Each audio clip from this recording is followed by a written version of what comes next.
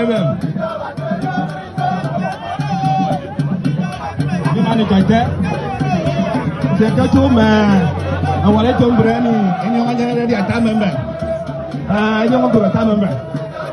Pray for me. A time member. I get you.